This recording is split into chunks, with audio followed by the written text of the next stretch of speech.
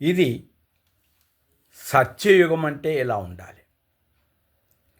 ఒక ఎమ్మెల్యే గారు కానీ, ఒక మినిస్టర్గా కానీ, ఒక ఎంపీ గారు కానీ, సీఎం గారు కానీ, పిఎం గారు కానీ ఓటుకి ₹1 కాదు కదా, ప్రపంచ కరెన్సీ అంతా ఇచ్చి ఒక నోటుని ఇచ్చి ఓటుని కొనకూడదు.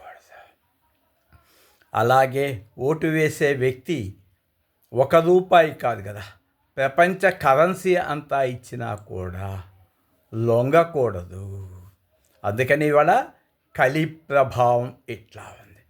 ఇప్పుడు నా దగ్గరికి కలి రావాలంటే భయపడతాడు, అక్కడ చేతులు కట్టుకొని నిలబెడతాడు. కలి అంటే ఏమీ లేదు, కల్మషమైన మనసే కలి పురుషుడు లోపలికి వస్తాడు. కల్మషం లేని మనసుకి కలి భయపడతాడు.